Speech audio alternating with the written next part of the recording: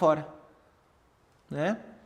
Só que esses mesmos lugares que não conseguem olhar para dentro, ficam só olhando para fora, às vezes tem muito mais obsessor que um lugar que instiga as pessoas a olhar para dentro. Obsessor para todo lado. Aula que vem nós vamos falar de incorporação e obsessores, né? Que chamam de eguns, quiumbas e tudo que é coisa, né? É obsessor para nós, tudo é obsessor. Cada um no seu grau, cada um nas suas capacidades de obsediar alguém. Até nós já fomos obsediados, já fomos obsessores de alguém. Você já foi obsessor de alguém? Já foi? Quem tu foi? Eu não quero falar. Já foi, Bina? Eu já fui. Mas, nossa, eu pensava na pessoa 24 horas por dia. É uma obsessão, né? De ficar pensando. Eu não estou falando só de paixão. Até às vezes pelo ódio a gente está pensando. Mas desgraçado. E fica remoendo aquela coisa na cabeça e remói. E eu devia ter dito isso, eu devia ter feito aquilo, eu devia ter dado na cara, eu devia arrancar os cabelos. Né? E quando é paixão, nossa, já teve apaixonado, Nath? Tu é de Capricórnio, já teve? Ah, passou já. Capricórnio acha que sempre já foi muito. Né? Apaixonado, que a gente fica pensando na pessoa 24 horas por dia, meu Deus! Aquela pessoa é assim, sabe como é que ele é pelado, será? Como é que ele deve ser pelado?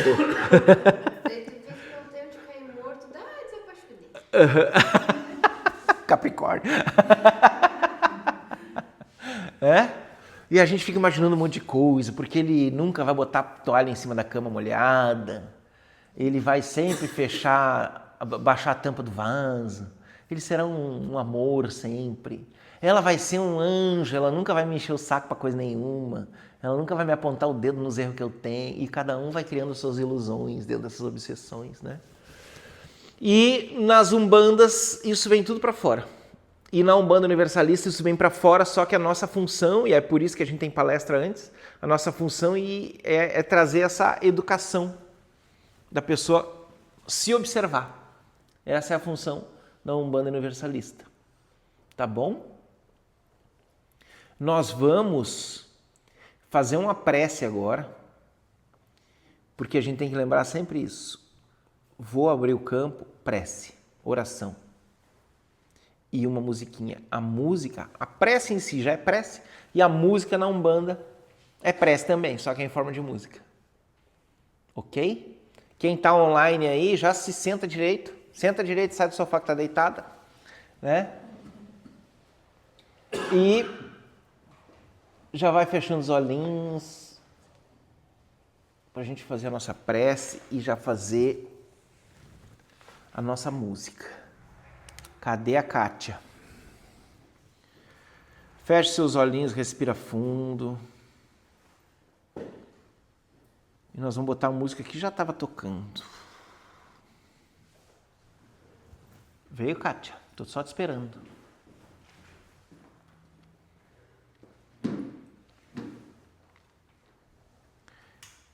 Pai, muito obrigado por estarmos aqui hoje. Mãe, muito obrigado por estarmos aqui hoje. Que possamos ser instrumentos da sua paz, do seu amor. Que nessa noite possamos adentrar ainda mais nos estudos, no ensinamento dessa Umbanda Universalista, que traz esse nome universal para que a gente possa entender, aceitar, compreender não só as outras religiões, mas o nosso próximo.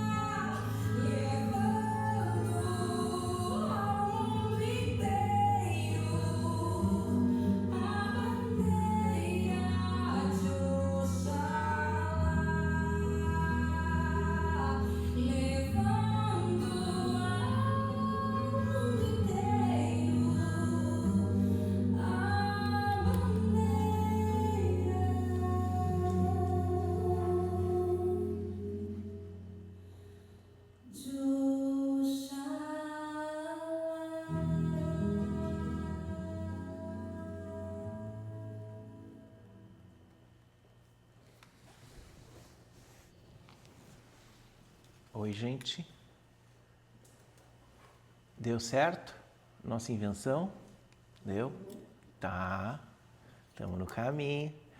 Na Umbanda Universalista tem uma notícia para vocês. Não só a Umbanda Universalista, mas a Umbanda, ela foi a fusão do catolicismo, tá, com o espiritismo, ao mesmo tempo que dava abertura para as religiões africanas. Ela foi essa junção de 3 caminhos, a Umbanda em si. Só que com o tempo, como o ser humano tem mania de dizer o que é certo e o que é errado, não tem? O ser humano veio dizer, não, é assim que é Umbanda, é assado que é Umbanda. Tem que servir as comidas do santo para Umbanda. Tem que matar bicho para Umbanda. Tem que não sei o que para Umbanda. Cada um tem sua casa, cada um faz o que quiser. Mas a Umbanda em si, ela veio juntar tudo isso, todas as religiões que estavam aqui no Brasil, tá? As que estavam aqui no Brasil, tem religião no mundo todo, né? As que estavam aqui no Brasil, ela juntou para que ela pudesse purificar essas religiões e assim surgir algo que o ser humano não dependesse mais e não se prendesse mais às criaturas, e sim ao Criador. E na Umbanda Universalista, a nossa função é relembrar isso. Que nós não veneramos as criaturas na Umbanda Universalista. Nós veneramos, nos conectamos, nós buscamos o Criador. Na Umbanda, às vezes o pessoal diz, não, a Umbanda não é cristã. É cristã. A Umbanda não só universalista, lá na sua base, ela é cristã. Ela acredita em Jesus Cristo, porque tem base católica junto. Expliquei direito isso aí? Mas vocês vão ouvir um monte de gente dizer, não, se tu é da Umbanda, tu não acredita em Jesus Cristo, porque Jesus Cristo é Oxalá. Oxalá é uma energia de orixá. Se a gente for classificar Jesus Cristo dentro de uma dessas energias de orixá, vai cair dentro da de Oxalá, mas ele não é Oxalá. Expliquei? É um espírito muito iluminado que é de dentro dessa energia de Oxalá. Tá? E os orixás foram criados por, a gente pode chamar de Deus, mas se eu chamar de Deus, de deusa, de grande espírito, do que for, eu não vou chegar nem aos pés do que é essa energia que nos criou e nos botou aqui. Mas vamos chamar de Deus, pode ser? Orixás foram as energias criadas por Deus para formar esses planetas todos que estão na nossa órbita, principalmente o planeta Terra. Então eles têm sim muita potência, mais potência de qualquer coisa que tem, porque eles são a própria criação, a própria energia de criação, tá? Por exemplo, se eu pegar uma caneta para escrever, que nem o mestre está escrevendo lá com caneta, a caneta não é uma coisa incrível porque está escrevendo? E ela não escreve palavras incríveis se nós colocar palavras incríveis nela? Textos maravilhosos, poesias incríveis, poesias que ultrapassam o tempo. Livros magníficos foram escritos à caneta. Não foi? A caneta tem uma potência enorme para essas coisas acontecerem, né? Mas é uma caneta. Quem foi o criador da caneta? O ser humano. Quem foi o criador do ser humano? Deus. Então, quando nós estamos falando de orixás, eles têm uma função muito além, e é bem ridículo, Luciano, comparar com caneta. Não sei porque que eu fiz isso, mas deu para entender, né? Minha comparação ridícula. Mas os orixás têm uma função magnífica nesse planeta e faz o planeta acontecer. Mas essas energias foram criadas por algo muito maior. Expliquei? Muito. Vocês podem pegar café de vez em quando, a gente vai ter intervalo daqui a pouco, né, Nath? Sim. A Nath que comanda o intervalo. Não é nada, é a Alessandra que comanda o intervalo, não te mete, Nath. Eu só falei que vai ter. Eu que botei a Nath no meio. Então, olha a potência que é esses orixás. E é claro que quando alguém conhece uma potência de orixá, ajoelha. Eu ajoelho quando eu sinto a energia do orixá. Eu ajoelho. Sinto a divindade ali. Mas foram criados por algo muito maior, imagina só. que a gente não... Eu posso ficar explicando aqui até amanhã de manhã sobre essa potência e a gente não vai conseguir explicar direito. A explicação mais completa é a que eu sempre falo, vou falar de novo. Qual é, seu mestre? Lembra não? Do Livro dos Espíritos? É a explicação mais completa. Pergunta 1. O que é Deus? Resposta dos Espíritos. Deus é a inteligência suprema, causa primária de todas as coisas. Dentro dessa frase, a gente pode fazer um monte de coisa, né? Inteligência suprema. Supremo já significa, é o cara mais inteligente de tudo. Tudo, sem exceção. Nada é mais inteligente que essa potência. Causa primária é o início de tudo. Não só de coisa boa. Causa primária de todas as coisas, sem exceção. Até porque o bem e o mal ainda é relativo, né? Não é relativo à nossa visão? Vamos pensar num cordeiro no meio do mato orando para Deus. O cordeiro orando, Pai, livrar-me do mal. Cordeiro, sabe os cordeirinhos? Os viadinhos? Pai, livra-me do mal. O cordeiro no meio do mato. E aí uma onça chegando me dá o pão nosso de cada dia. Não é? Para o cordeiro a onça é o mal. Não é? E para a onça o cordeiro é alimento. Então, quer dizer, está tudo entrelaçado, inclusive nas nossas relações, nos nossos acontecimentos. A gente ainda quer colocar as coisas muito separadas. E está tudo juntinho. Tudo é forma de enxergar. Como é que eu estou vendo as situações da minha vida? Como é que eu estou vendo as situações do planeta? E isso tudo está ligado a energias que nos sustentam nesse planeta. Orixás. Olha que lindo. Não é lindo, Mari? Orixás, que nos auxiliam a caminhar nesse planeta. Orixás que foram criados por um ser inexplicável, que dizem que não tem fim, que não tem começo nem fim. Como é que alguma coisa não tem começo nem fim? Alguém me explica? A nossa cabeça não consegue explicar. Mistérios que existem há muito tempo que a gente não sabe como explicar. Não ter início, se a gente está acostumado com início, né? Um nascimento, um viver, um desencarnar, um morrimento, né? O que vai acontecer na nossa cabeça se a gente começar a pensar, como assim não tem início? Meu Deus, quando me falaram isso uma vez, eu queria me matar de ódio. Como assim não tem início? Eu tenho que achar o início de Deus. Mas se Deus tivesse início, alguém criou ele, então era algo maior que ele. Aí era Deus. Entenderam? Tudo que teve início foi criado por esse ser que não tem início, que só é, que só existe. E nós estamos falando não só de orixás, nós estamos falando do planeta todo que esses orixás conduziram, nós estamos falando do sistema solar inteiro, nós estamos falando da galáxia inteira, nós estamos falando tudo que o ser humano consegue alcançar com seus binóculos. Não tem os binóculos?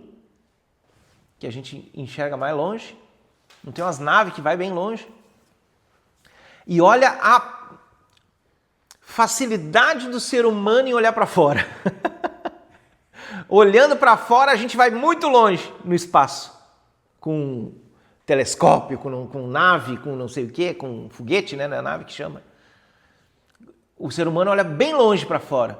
E não olhou ainda mais de 10% do nosso oceano. Aqui na Terra. Isso é uma declaração de que o ser humano tem dificuldade de olhar para dentro. E a Umbanda vem mexer nisso. Olha que louco. E você se enfiou na Umbanda. Você que está aí, você que está aqui. Se enfiou na Umbanda que diz para a gente olhar para dentro, não para fora.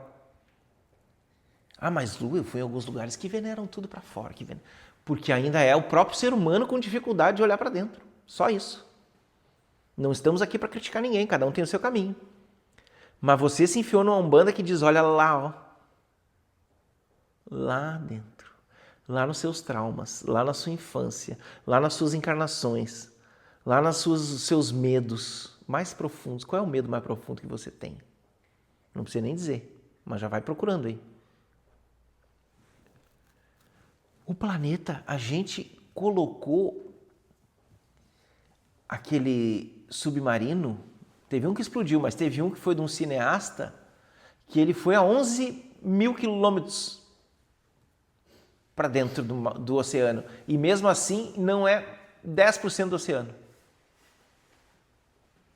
Dizem até alguns, e eu não sei se está certo ou não, e isso não se falaria num curso, mas eu vou falar, que continuar se aprofundando no oceano, nós entraríamos em outra dimensão. Eu não duvido. Né? Porque tem tantas dimensões aqui, enquanto nós estamos aqui conversando, tem tantas dimensões acontecendo.